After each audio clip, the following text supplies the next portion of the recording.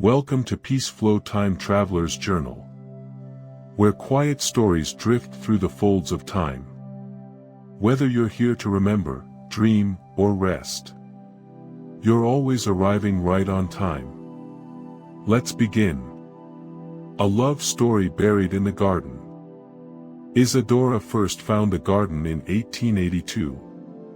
It was late spring.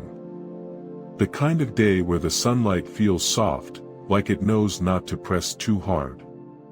She hadn't meant to arrive. Not exactly. Isadora never really controlled where she landed.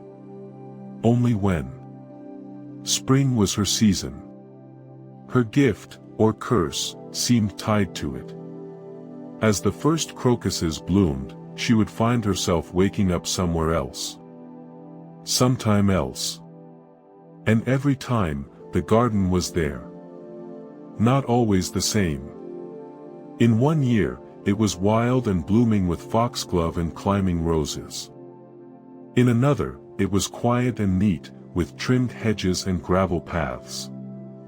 Once, it was nearly gone, burned at the edges by fire. Still, it lived. She knew every tree, every stone wall. She had drawn them all in her leather-bound journal. Dozens of versions. Different hands had tended this place through time, but the bones of the garden remained. So did the bench. It sat beneath a twisted pear tree. Weathered wood, smoothed by age. In every version of the garden, the bench waited. And sometimes, not always, but sometimes, someone else did too. She didn't know his name. Not at first. The first time she saw him, she thought he was just a visitor. A gardener, perhaps. He wore a soft brown coat and leaned forward with his elbows on his knees, staring at the ground. She sat across from him, not too close. Said nothing. He didn't look up. But he spoke. "You're later this time." She didn't answer. Not because she didn't want to, but because something in her chest opened, and it hurt too much to speak. He didn't seem to mind the silence. That was 1931. The next time she saw him, it was 2023. He was older. Or maybe younger. His hair had more silver, but his eyes looked lighter. He was holding a paper cup of tea. Modern. Disposable. He offered her one, but she only smiled. "You still don't drink anything after 1900, he said, amused. She wanted to ask him questions. How did he know her? Why was he here too? But time travel teaches you patience. And Isadora had learned that some answers come slowly, like roots growing underground. They sat in silence again. Watched a robin tug a worm from the earth. "I remember you," he said at last. "Not your name, but your eyes. You looked lost the first time. Now you just look tired." She laughed.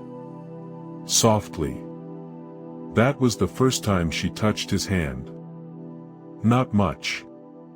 Just a moment. Just enough. After that, it was different. Not always easy. She still arrived without warning. Sometimes years passed before she saw him again. Sometimes he was older. Sometimes, heartbreakingly younger. But the bench was always there. And so was he. In 1603, he was a scribe. His hands ink-stained, his voice rich with stories. They read poems to each other, traded riddles. She told him nothing about her travels. Just smiled when he called her a muse. In 1945, he wore a soldier's jacket. His eyes held too much sorrow. She didn't speak at all that day. Just sat close. Let the silence hold him together. In 2150, he was quiet. More machine than man, maybe. But he still brewed tea. Carefully. Reverently. And she drank it. That time, she cried. She always left with the spring. She had no choice. As blossoms gave way to full leaves, her time unraveled like thread. She'd wake up somewhere new. Alone. Again. And yet, she returned. Each time, she pieced together fragments. A name etched on a stone wall. A book left for her on the bench. A note folded in a teacup, "You'll understand, one day." Eventually, she learned his name. Not from him. From the garden. It had been carved into the pear tree.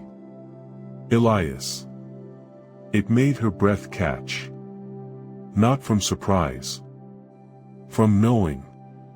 She had said that name in her sleep, once. A long time ago. Before she even knew the bench existed. The last time she saw him, he was very old.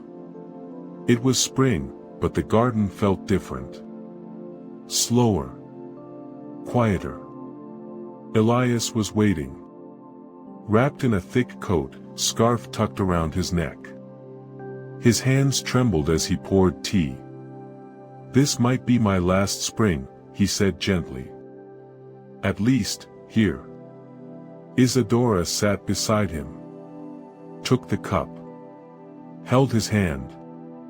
"I think I loved you before I knew what the word meant," she said. He smiled. "I loved you before I knew who you were." They drank their tea. Watched petals drift down like soft snow. No promises. No tears. Just time, and the sound of it passing. She didn't return the next spring. Or the one after. The garden waited. But Elias did not. Still, the bench remained. So did the tree. And the name carved deep in its bark. Isadora visits less now. Her seasons are fading. Her journeys softer, thinner. But every so often, she finds the garden again. She brings her journal. Sits on the bench. And listens. Not for a voice. Not for footsteps. But for the quiet echo of someone who once loved her, across 100 springs. And in that stillness, she smiles. Because some stories aren't about endings. They're about remembering.